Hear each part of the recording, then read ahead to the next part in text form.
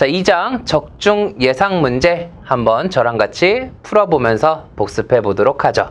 자, 1번 보도록 하겠습니다. 대기환경 보전법상 기후 생태계 변화 유발 물질이 아닌 것은 무엇일까요? 자, 기후 생태계 변화 유발 물질이 아닌 것을 고르라고 했습니다. 그럼 이랬을 때 우리가 고를 수 있는 거 바로 1번이구나 알 수 있으면 좋지만 아직까지는 어려우실 수가 있게 돼요. 자, 그렇다면 우리 기후 생태계 변화 유발 물질이라고 했으니 기후 생태계 변화 유발 물질은 어떠한 것과 어떠한 것이 포함된다라고 했었죠? 온실가스와 그 다음에 환경부령으로 정하는 것을 포함한다라고 했었습니다. 자, 이때 온실가스와 환경부령으로 정하는 것들 총 8가지가 있다라고 했습니다. 그래서 앞글자를 따서 이매아 수과륙 염수, 여기서 염수가 환경부령으로 정하는 것, 이매아 수과륙이 온실가스에 해당한다라고 했었죠. 그래서 이산화탄소, 그 다음에 메탄, 그 다음에 아산화질소, 그 다음에 수소불화탄소, 여긴 칸이 적으니까 말로만 할게요. 과불화탄소, 육불화황들이 여기에 해당을 한다. 그렇다면 우리가 알고 있는 온실가스라고 하는 것은 이산화탄소이지 호흡기 질환을 일으키는 일산화탄소는 기후생태계 변화 유발 물질이 아닙니다. 그 정답은 1번이라고 보실 수가 있게 되겠네요. 이때 일산화탄소는 특히 조금 더 알아두자면 불완전 연소 가스입니다. 이건 뒤에서도 할 거예요. 그렇기 때문에 우리에게 치명적인 피해를 입힐 수 있기도 합니다. 불완전 연소 생성물이지만 오히려 헤모글로빈과 우리 체내의 헤모글로빈과 반응성이 굉장히 높습니다. 그러다 보니까 어떻게 돼요? 산소 대신 자기가 헤모글로빈과 반응하려고 해요. 그러다 보니까 우리에게 질식사를 유발시킬 수가 있습니다.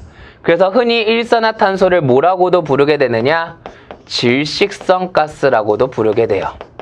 그래서 이러한 특징들이 있다는 점 기억을 좀 추가적으로 해두시면 좋을 것 같습니다.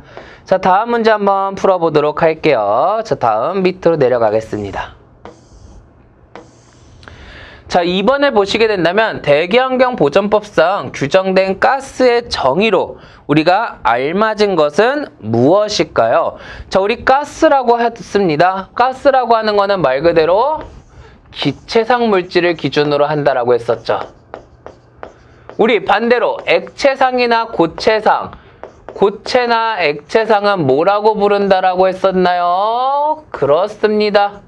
입자상 물질이라고 했었죠. 너무나 잘 기억하고 있어요. 잠깐만, 기체상 물질인데 어떻게 생성된 기체상 물질을 지칭을 하느냐?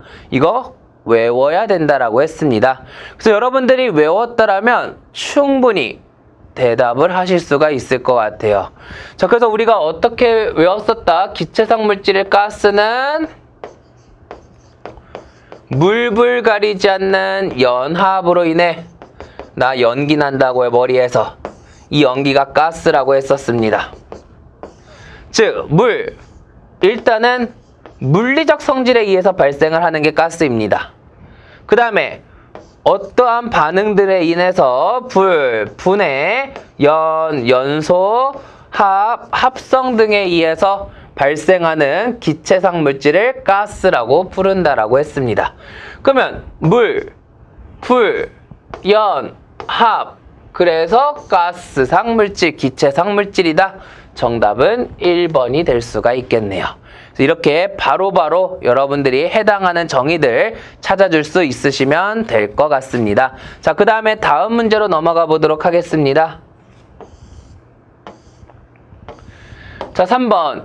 대기환경 보전법상 용어의 정의로 옳지 않은 것은 무엇일까요? 자, 그러면 여러분들은 교재를 보면서 한번 읽어보도록 하겠습니다. 자, 1번을 보시게 된다면 대기오염 물질이란 대기오염의 원인이 되는 가스, 입자성 물질, 악취성 물질, 대통령령으로 정하는 것을 지칭을 한다. 여기서 우리는 틀린 것을 알 수 있습니다. 과연 무엇이 틀렸을까요? 일단 우리가 일반적으로 대기오염 물질이라고 하는 것은 가스상, 입자상 물질을 기준으로 한다라고 했습니다. 악취상 물질에 대한 내용은 별도로 우리가 따로 다루지 않았어요. 하지만 그게 헷갈릴 수 있다 하더라도 정의에서 이야기하는 대기환경보전법에서 용어의 정의는 모두 환경부령으로 정한 거라고 했습니다. 하지만 그 외에도 불구하고 우리가 대통령령으로 정했다라고 해서 바로 틀렸다라는 걸 알 수가 있게 되겠죠. 그래서 대통령령은 아니라는 점. 요게 틀렸네요. 그렇기 때문에 정답은 1번이 되겠습니다. 자, 그러면 이번에는 4번 보도록 할게요. 자, 4번을 보시게 된다면 대기환경보전법상 규정하는 용어의 정의로 옳지 않은 것은 무엇일까요? 1번, 매연이란 연소할 때 생기는 키포인트 나왔네요.